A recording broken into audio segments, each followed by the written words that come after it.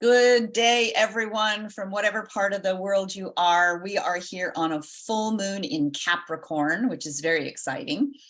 And I'm here with Elizabeth Ashley, the author of the Secret Healer series. And I've been really, I'm a fangirl, okay? This was my reading material the last 3 weeks. Well, what am I supposed to talk about now, Angela? That's so nice to see you. Yes. I'll do a little background on how I discovered Elizabeth. I get your newsletters, I believe, and you did an episode with, I believe, an Australian. I don't know what his name is. I'm sorry, I forget. You're talking about Adam Barrelay. Yeah, Adam. Yes. And you were talking about geranium, and I'm like, she is singing my song. And I said, I have to make contact. And you talked about geranium and abundance, whether that's financial abundance or, and I thought, I'm just going to message her on Facebook. What have I got to lose? I'm going to put some geranium on. I'm going to just sit here and it was like within 5 minutes you answered me and I'm like, oh, you're kidding. Between you and I know what you're talking about because I have done that with quite a famous actress in the UK here as well. And I sent her a card and it disappeared into oblivion. And I thought, oh no, I've made a fool of myself. And then she sent me a card back and said, we must do cake. And I was like, so I know exactly the feeling. Although I have to say she's way more famous than I am. But it was really nice to get your message. And of course, I see your name come up a lot on Facebook. So it's really nice to get an opportunity to get to know you better. Mm-hmm. And I think maybe you have a couple more bottles of oil than I do, but we're close. I don't know. It's an illusion. A lot of those are now empty. I don't know if you know that my mom and my stepdad were both very famous aromatherapists in their time. And when my stepdad died, he bequeathed me all of his bottles. So I have the scariest hazardous oil bottles you have ever seen in your life. But I just keep them because they're nice to smell, but I wouldn't want to put them on anybody's skin anymore. I recently had a friend, she's a part of my wise woman circle, and she brought over a bag of oils that she was gifted from somebody from a shop that was closed 40 years ago. She said, I don't know what's in these, but I know your nose might know because you're an aromatherapist. And I said, well, let's open them up. And so we started in with them and I was able to identify some of them, but we had one that was a blend. I don't know what it was, but we ended up calling it truth serum because when we smelled it was like everything came out that we really wanted to talk about that day. That sounds like a scary thing. I don't want to be anywhere near that. Yes. I said, you might want to just put that one away. Yes. So you and I, we really have a lot in common, but if you want to just kind of give us a little snapshot of your background and how did Elizabeth get to be here today and doing what she does? Oh, well, I think that's the look of the gods as much as anything else. I was born into an aromatherapy family, as I've said. So my mum was one of the first aromatherapists in the UK. She qualified when I was around about 10 years old. She trained with Patricia Davis. And she was, before that, an internationally known clairvoyant and astrologer. And people would come to our house on an evening and smoke while I was watching Coronation Street, and we'd be in this fog, all these old women who wanted to know from the clairvoyant what was going to happen. And over time, Mum became quite distressed by how many of these people were in an inordinate amount of pain, particularly arthritis, rheumatism, those kind of things. And they'd be sitting there and they couldn't think straight. They were in so much pain. So she decided she was going to try and find a way to help these people. And famously, she always tells the story about she went into the bookshop and a book fell on her foot. And without looking at it, she bought it and she took it home and she said to my dad, I am going to learn to do this. And he said, what is it? And she went, I have no idea. I guess we'll find out. And so she looked at the author. The author was Patricia Davis, and she sought her down and she said, I think I'm supposed to learn from you. And so she did, and she became one of the founder members of the IFA and ISPA, which became IFPA eventually. And she had one of the biggest schools in the United Kingdom. So I obviously trained with her. And that is actually 30 years ago this year that I qualified. And yeah, for a long time, I worked part-time just doing massages and stuff. And I worked in recruitment and I became a very good salesperson. And then I developed a blood clot in my lungs and I couldn't speak. And so at the same time, my husband lost his job and we were looking at losing our house. And I said, what am I going to do?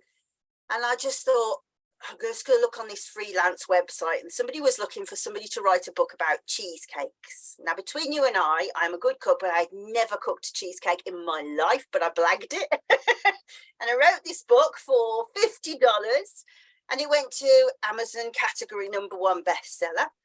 And I did that for about 4 different people. And then somebody happened to say, I need somebody who knows a bit about aromatherapy. You wouldn't know anything. I was like, actually, I do. So I wrote the book and she went, oh my goodness, you know so much about aromatherapy. And so I went on actually to write 7 books for that lady, and all of those went to #1. And my family were like, this needs to stop. You need to write something for yourself. And I was like, who wants to hear from me? But yeah, so I did. So in 2014, I wrote 6 books and released them all on the same day. They all went to #1 in their own categories. And yeah, I was made UK director of NAHA. And then to date, I've now written 23 books, of which 13 have been category #1 bestsellers. Beautiful, beautiful. Yes. So we share some body work in common. Yeah. I'm a reflexologist. And we share Amazon as a platform that we use for publishing books. I'm loving Amazon and my publishing career there. But you actually did have some of that clairvoyance come through with your aromatherapy. Can you explain that? I think it's so fascinating. So I always dread this question because people always say it must be strange having a mom like yours, and I'm like, I don't know, that's what my mom feels like. And I've always been able to see auras and always been clairsentient, so it's not really that unusual to me because that's always the way I have been. And I hear essential oils as musical notes, so I've got synesthesia. But in my last set of books, I was researching lemon balm, and I found just randomly this strange little mention that the Melissa, lemon balm is Melissa, the Melissae were priestesses of the ancient Greek goddess Demeter. And I was like, why is that in all the herbal books? Why is that important? And this became a massive obsession to me. Who were these women? What was their function? What were they for? And why do we care when it's about lemon balm? And it became this huge journey into learning about these incredible bee shamans and womb shamans from 4,000 years ago, and learning how to walk between the worlds the way that they did. So learning how to shape shift between plants and insects. And of course, with my background, I won't say it was easy, but I definitely had a natural affinity for doing it. And I can't say it wasn't wonderful. It was hellish, actually, learning to do it. But I came out the other side feeling like more than me than I was before. Yeah, I feel like I know myself much better than I did before. yeah, That's reminiscent of a book that I read. I don't remember the author right at the moment, but it's called Crossing to Avalon. And it's a beautiful book. And I just feel transported. And I feel like I can do that type of shape shifting. I also feel that way when I'm doing a distillation, when I'm communing with that plant. We did lemon balm this last weekend. We had a co-distillation with rose, the Rosa rugosa lemon balm, and a bit of lavender. And collecting the plant, doing that honorable harvest, to thank the plant, to ask the plant first for if it would like to be medicine today, would it like to give up its life force for us, and then to leave an offering for that plant as homage, whether that's pouring another hydrosol on that plant to give it water that day or something. And then to load that into this beautiful copper still. There's ceremony there. I feel like when I do that work, I'm doing work that women had done for centuries and centuries and centuries, in tending to the earth and being part of the earth. I'm often barefoot most of the time. And then to sit there and read about the oil, and then smell those first little bits of that life force energy as the hydrosol begins to drip out of that vessel. And Absolutely. Did you realize when you said about the crossing to Avalon that the Avalon priestesses are Melissa? No, I did not, but they are. Yeah. there's this, it's so funny that and it's no coincidence, there is this synergy among all of us as beings on this earth that are interconnected, that how can we dismiss this information? How can we dismiss that someone could be clairsentient? And as a Reiki practitioner, I get downloads of information. They're not my information, I'm just the conduit, and that information comes through for the client. It's really fascinating to experience.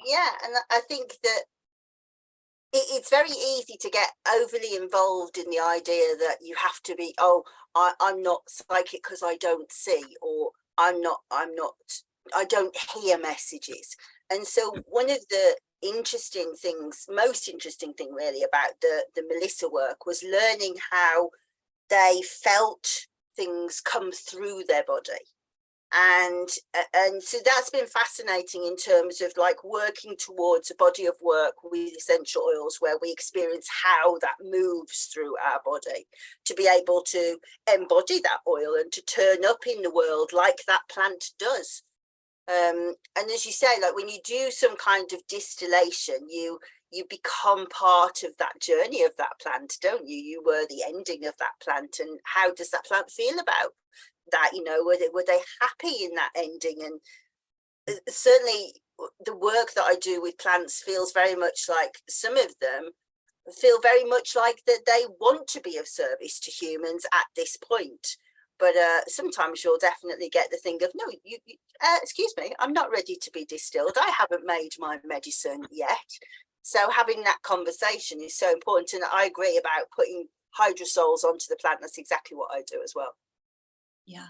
And I have a conversation with my plants every day when I go out to tend the garden, and like, oh, how are you today? I'm like, oh, the mugwort. It's like, oh, you're reaching up to touch the beach pine today, or what do you guys have to say to each other? And even in the spring, I sit here at my office and I overlook the garden, and when the beach pines are the male cones are having their pollen, and you can actually see that tree exhale, and the pollen poofs out, and it's magic. And people walk around, oh, I have allergies, blah blah blah. But you're missing the magic. You're missing it. Yeah, we've got a big blue spruce in our garden, and nobody warned me that this happened. And the first year we lived here, I was like, oh my, something's on fire. It was so much smoke, and it was only like the next day when I saw it, I was like, no, it's the tree ejaculating. How odd is that? And it was just like this huge, like explosion of sexuality into the air. And it was, well, you're missing this. Look what's happening. And It's often will trigger extraordinary. other trees around it to do it too. Yeah, It's yeah. like they're communicating with one another. But when I learned that our native indigenous people here used to collect that, it's very high in protein, and they used it as a flour to create different foods to incorporate in their foods and You'd make have to scrape it off our car. we scrape it off our car and complain about it. It's so funny. When we're also doing that distillation, which brings me to, traditional Chinese medicine, we're working with the 5 elements. We have the earth element, we have the wood element with the plant material, we have air, we have that space, we have water, we have fire. So we have metal with that beautiful copper vessel. So we're touching all of the 5 elements in that process. So it's just beautiful to think about it in that way, that we're touching all the elements as we do. That's almost like an echo of that. You feel like you broke my dream then. When you've had a dream and somebody says to me, like, oh, I forgot I dreamt that. I can remember having a dream a long, long time ago about the journey of myrrh in exactly that same way, how the myrrh was like the crucible coming out, the liquid form coming out of the tree, and then it settled and became solid in the earth, and then it was burnt and it became fire, and then into the air, and of course then you have the transcendence into ether as the spiritual change of the people around it. Yeah. Mm-hmm. And I feel like when the steam comes up through that plant material and it gives up its life force energy to us, it's that ethereal experience before then that goes down into the condenser and comes back to us. That's beautiful. I wish I couldn't remember who said it now, but I can remember there was like around about Christianity really changed its perceptions about how scent was perceived, because they wanted to get rid of incense, because incense was to do with paganism. And so there's really interesting narrative, if you study Christianity around that time, about the ideas behind fragrance. And they talk about how there is a spiritual connection with the fragrance, and that God inhabits that space, that moment before you breathe it. And think in Judaism they have a special blessing, don't they, that they say before they know that they're going to smell something really beautiful. And I think, if you put all of these things in together and you deliberately live that spirituality of fragrance, your life becomes so much more magical, so much more beautiful, because you have to observe what's going on around you all of the time, don't you? Right, exactly. Well, and let's take rose, for example. I mean, everybody is familiar with that fragrance of rose. So many times I'll have someone smell rose and oh, it reminds me so much of my grandmother, and so we have these memories locked in with these. But then we come to clary sage, and I will have to tell you, I did not like the smell of clary sage. No, When I mate, it smells like cold tea. Yeah, it smells like dirty socks sometimes. Yeah. Helen Nagle-Smith said to me the other day, anytime anybody doesn't like an oil, they always think it smells like dirty socks. That's Valerian for me. But I know what you mean. It's got that like grubby smell, don't you think? Yeah. But when I entered perimenopause, I'm like, what is this oil? I've never smelled this before. What is this? And it was clary sage. It smells it smells more appley when you need to smell it, don't you think? Yes. It comes to meet you at a much different level. And I like the high sclereol variety of it. It just feels better when I'm doing work with women through their menopause journey. But it also has this, much like rose, a euphoric to it, where I feel like I can get into that bliss bubble when I want to get away from anxiety, or I just need to calm down some heart palpitations. It does what it needs to do. And it's it's a wise woman. I mean, look at her. You know, I know you write about I am so envious of that. Mine just smaller ones in the grows garden. about that big and dies. How tall is that growing in the garden? Last year she topped 8 feet. No way. The plant was 8 feet. Yeah, yeah. And So she, you when know, we you went out there on are the full moon and she said, please make medicine with me. uh, so Yes. I have got, do you know Brugmansia, Angel's Trumpet? Do Mhm. you know that plant? Yes, beautiful So plants. they use it. They use it with ayahuasca, don't they? They use it like Mhm. as a catalyst for ayahuasca.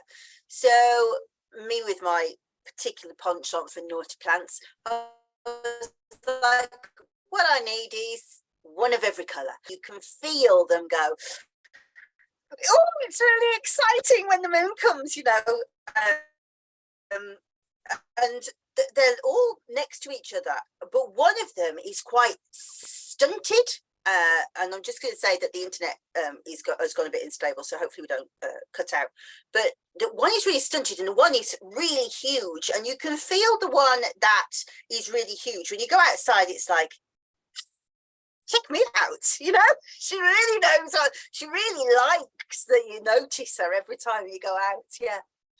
Yeah, I've got this plant this year next to my artichoke, which are in full bloom. There are 7 artichokes on this plant that are blooming.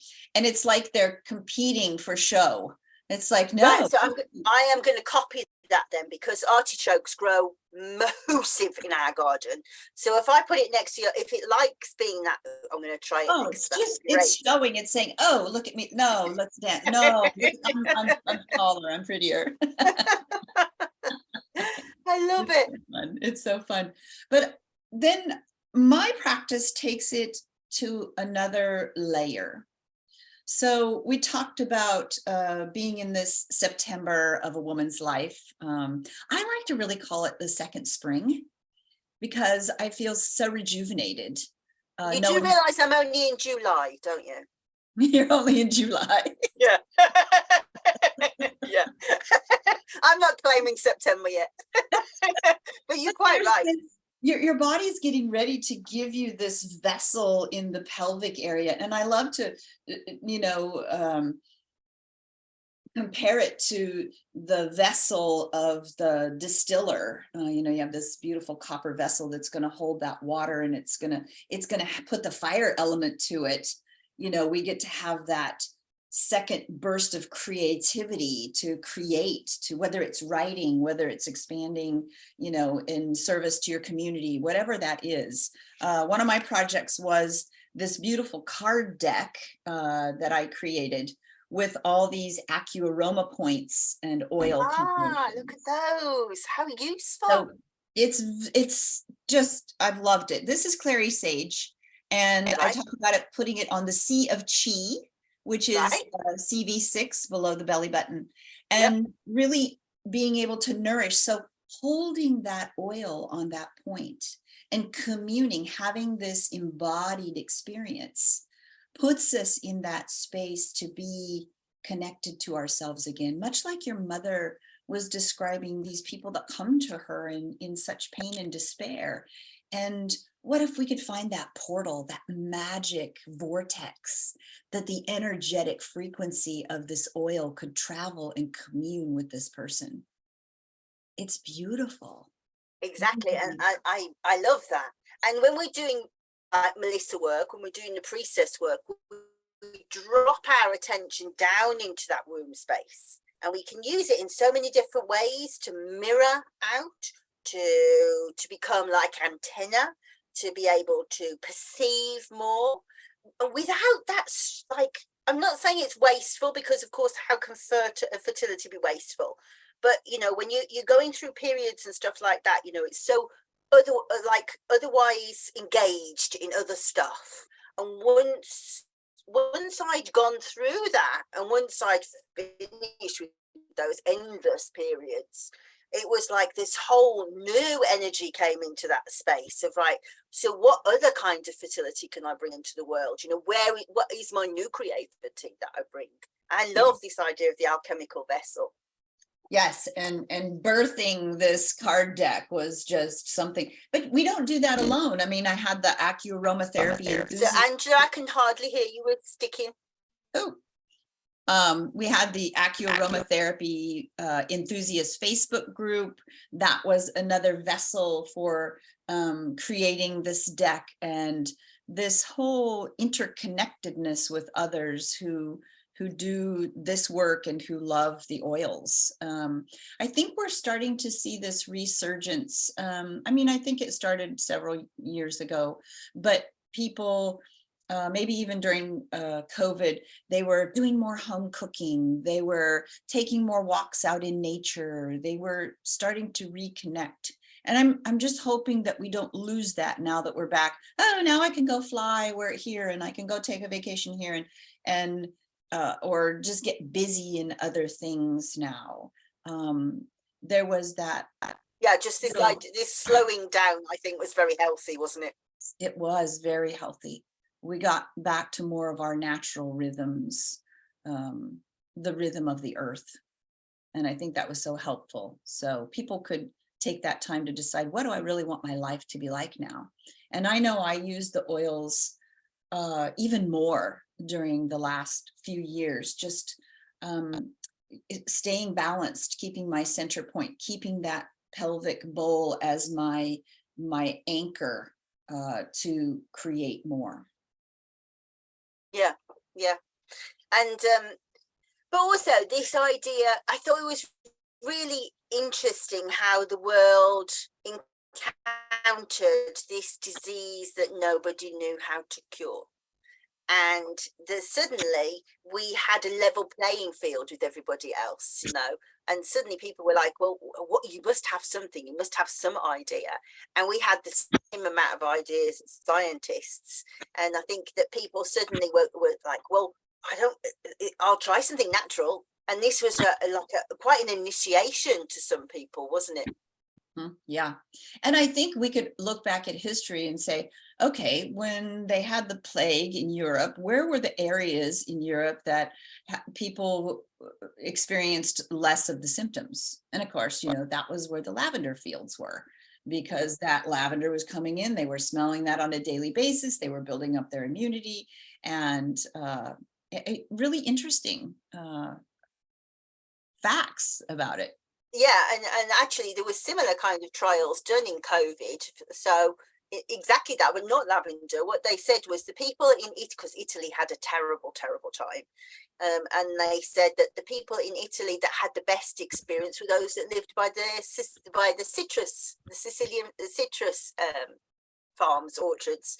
And so you think, well, actually that makes so much sense. Of course, you know, all those citrus sort of phytochemicals in the air. Yeah.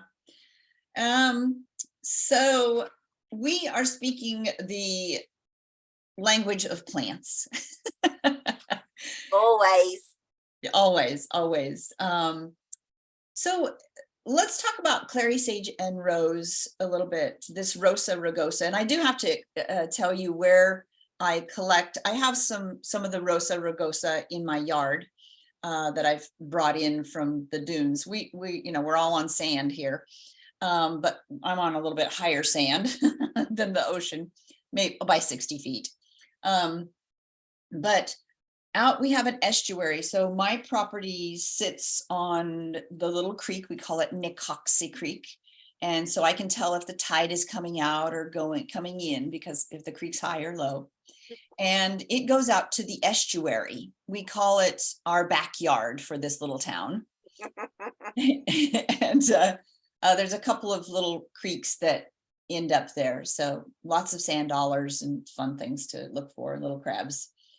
And then there are some dunes that come up and look out to the ocean. The rose, the wild rose here in this little village, is right in between. So those rose bushes overlook the estuary, and they look at Saddle Mountain, and they also see the ocean and Tillamook Head. And they're perfectly situated to take in everything that nature offers around them. There are elk, there's a herd of 60 elk here in our town, and they come and they get the rose hips. I always have to try and beat them to it in the fall.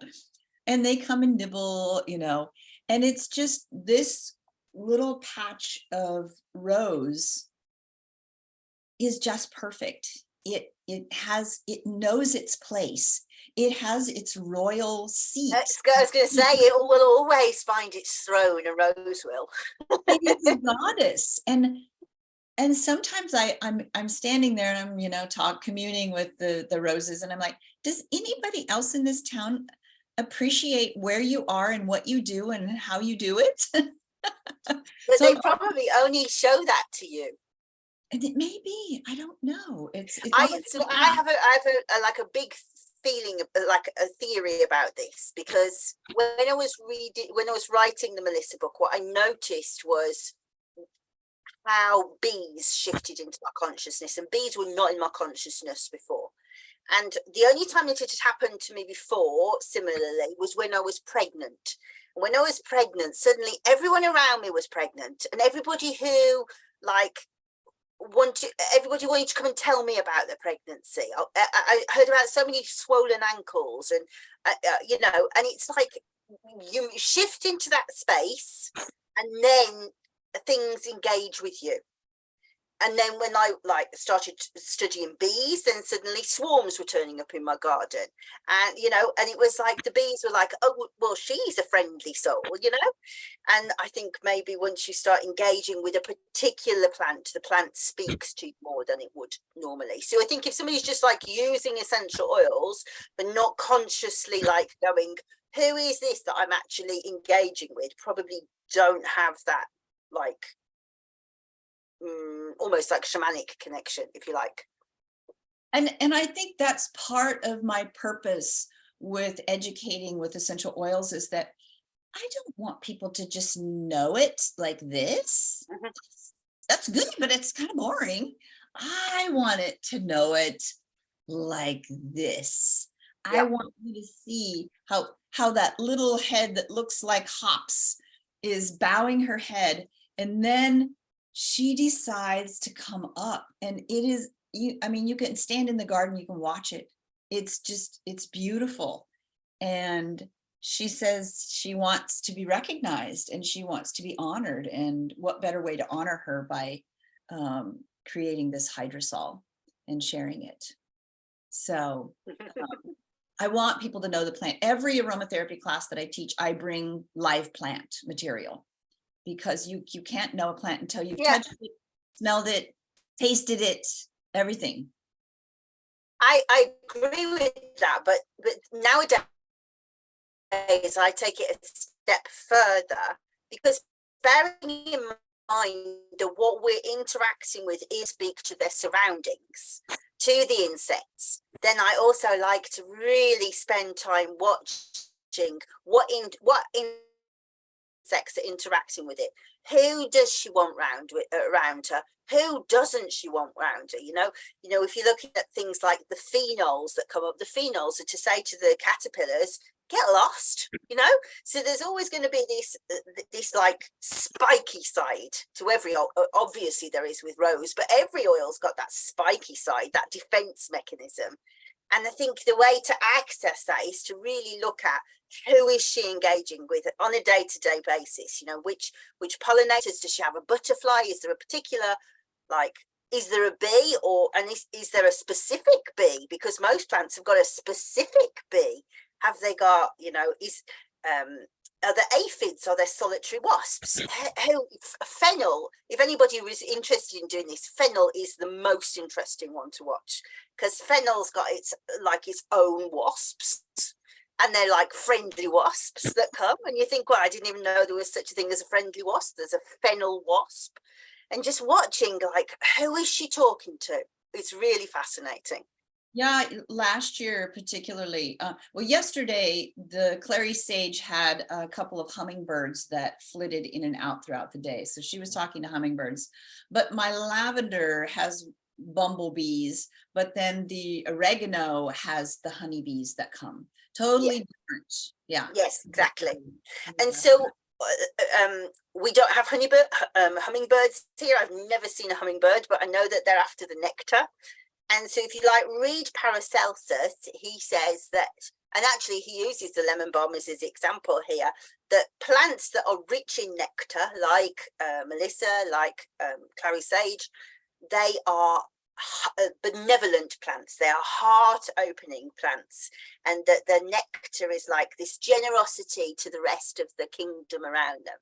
And so these are always oils that you can use for emotional healing, especially for people who feel grieving or are locked down, and that opening. And I think particularly when you're going through menopause and you keep kind of hitting those like mood disturbances, for want of a better word, you go from being I'm absolutely fine to I feel like I'm going to rip somebody's head off.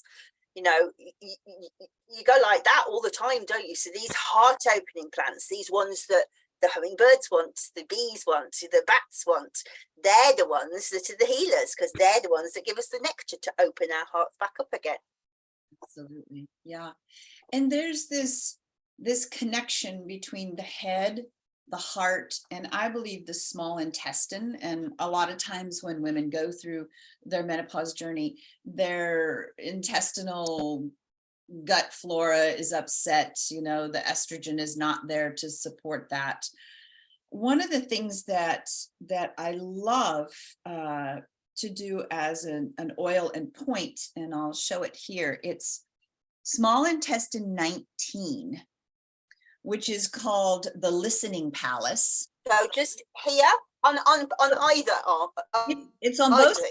sides. If you open your mouth, your Yeah. fingers will fall into a little hole. Oh Where yeah, feel it. Yeah. That's the point. It's called the listening palace.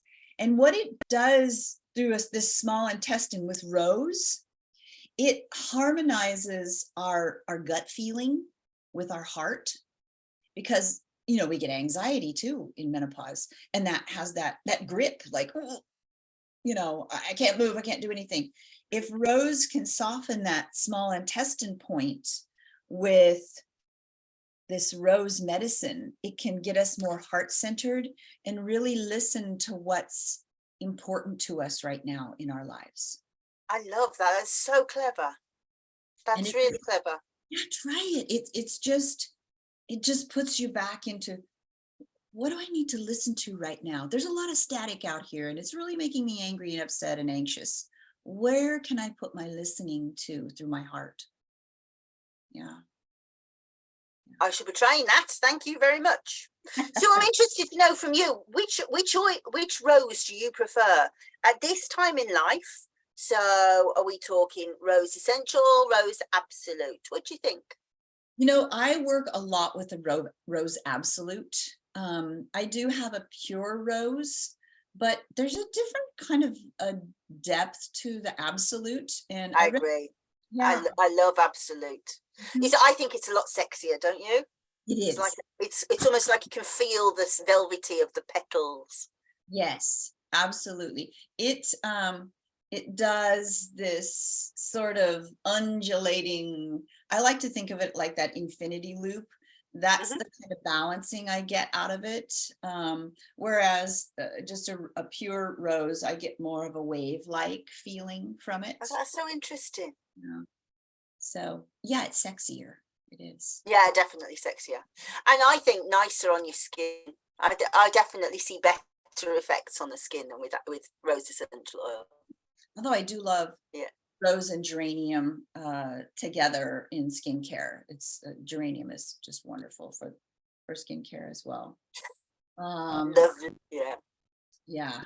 Well, we touched on some anxiety. We touched on that pelvic bowl.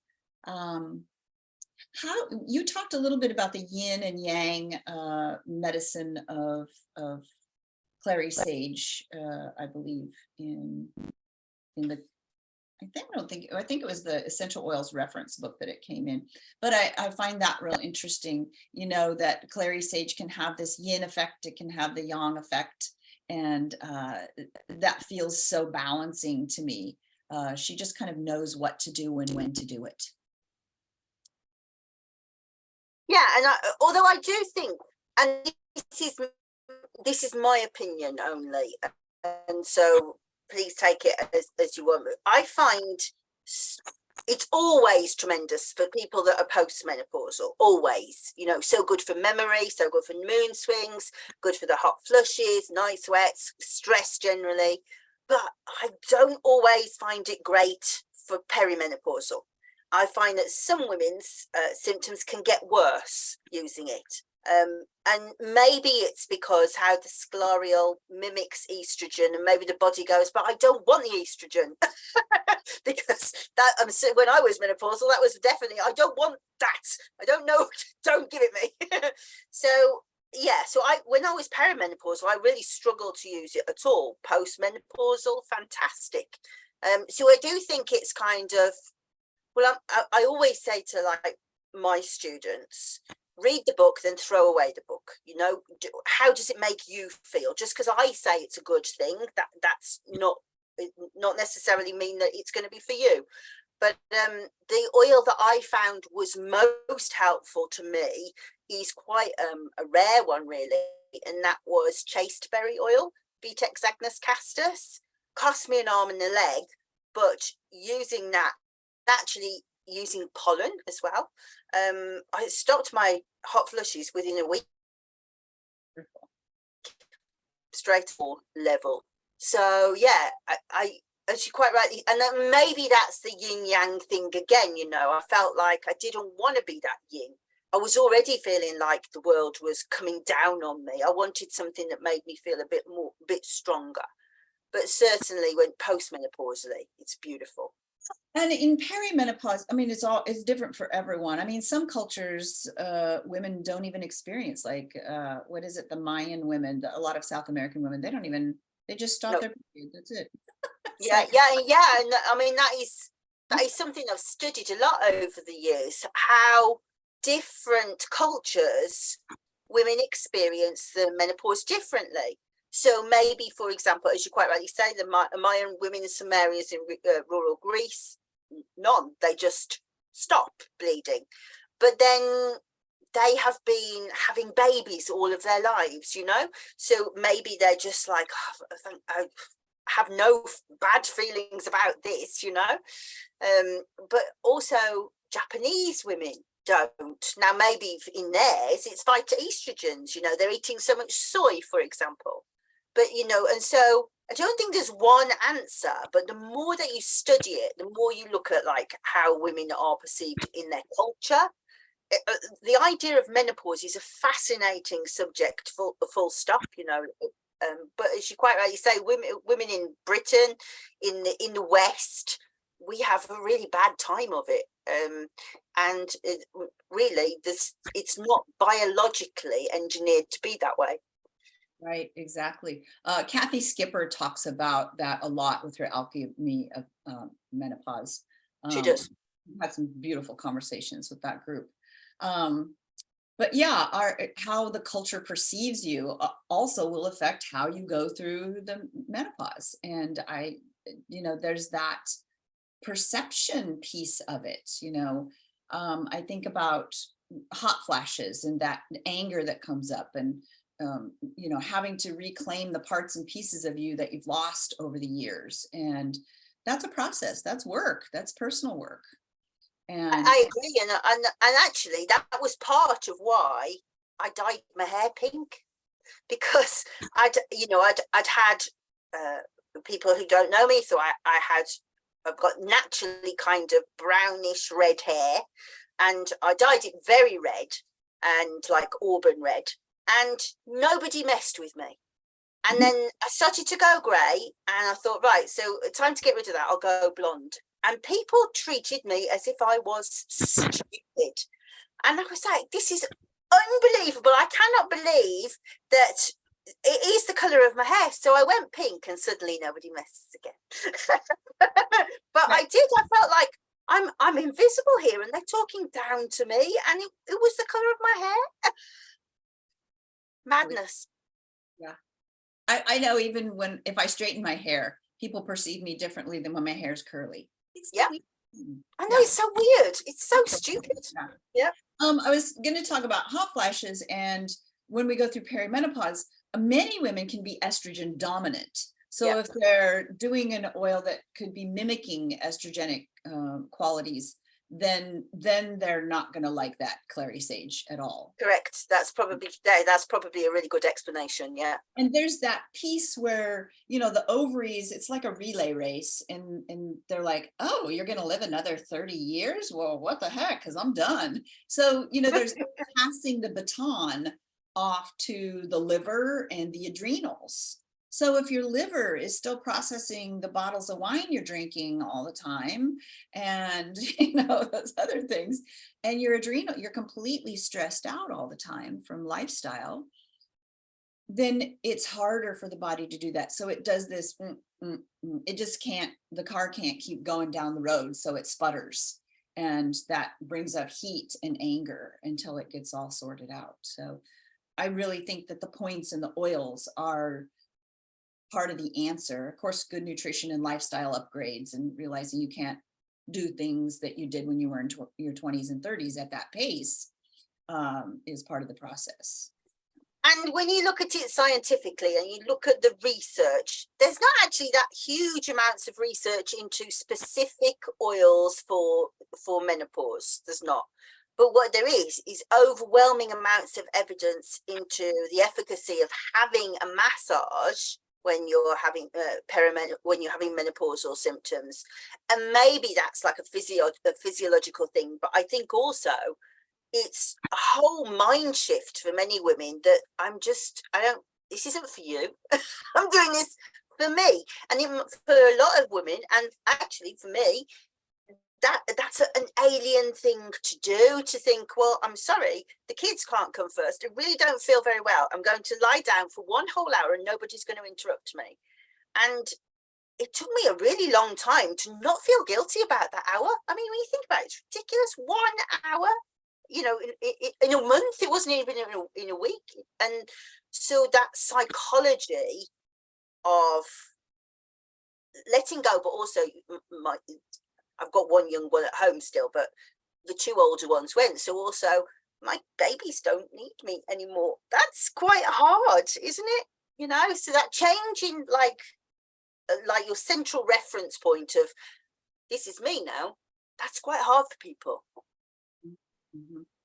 And also working in cancer care, I've dealt with a lot of women who have been forced into menopause medically because they had to do the chemotherapy or the radiation. And so there's another level of grief, of mourning about it. Yep. Again, bringing in Rose to help with that grief. Do it. CD17, center of the chest, is just beautiful with either Rose or Helichrysum to work through that grief. But beautiful, really beautiful. I'm fascinated by your cards. I am definitely going to order some straight away after we come off here. And so I'm obviously going to encourage my readers to be watching this, and I would say I think that this is wonderful. When I studied, when I qualified, we did a version of this, but not exactly this. But when we learned our massage, we incorporated the meridians in. So what you're doing is a more specific version of it, isn't it? And of course, without the need for the massage, which is wonderful. yeah, if I'm going to do reflexology on someone, I'm going to do 2 or 3 points before I even start it, because the energetic frequency of the fragrance is going to be traveling that meridian and already starting the work that I'm going to do through the feet or the hands. Yeah, it's beautiful. That's really fascinating. When I went to China to speak for the IFA, I lectured in Beijing about Rose, and there was another lady there called Michelle Rox O'Neill, who was very high up in the IFA at the time, and she did the most fantastic lecture just about using pericardium 8 and the solar plexus. Yes, pericardium 8 and the solar plexus together for stress. And the whole lecture was just about those 2 points. And it was absolutely fascinating hearing her, the depth of her knowledge about that 1 point. Yeah. Yeah, fantastic. I'm just putting together a presentation for the Aromatherapy Association in Japan, and it's all about stress and anxiety. So yeah, that's one of the points I'm doing. Now, there you go. I'm going to be using their sugi and hinoki, which are the Japanese cedar wood, and the yuzu, which is one of their citruses. So that they're really fun. So I know hinoki and I know yuzu. What was the other one? Sugi. Sugi, yeah. I've never heard of that. So what's that like? It's a little more subtle than the hinoki. It has more of an earthy base to it. The hinoki, you can really get that little bit of lift from the cedar that you get, but it's more subtle. Interestingly enough, if you know anything about Reiki, it was when Makayo Usui did what I call his vision quest, went up into the mountain. It was Saddle Mountain was the name of the mountain of the saddle. And the hinoki and the sugi trees were what he was experiencing when he did that vision quest. So wow, it's I use that when I have Reiki students that get their attunement. I do an anointment with those oils when they get their attunement. So they get the that's vibration. lovely. Yeah. Beautiful. Yeah. So where can you get sugi oil from? There was a company, I can't remember off the top of my head. I'll put it in the notes when I post this up on YouTube. You see, you're dealing to the junkie. I'll put the name of the company up there. Thanks. Yeah. I'll send you a Facebook Messenger picture of the bottle too. I don't want a picture of the bottle. Until we can teleport it. Yeah.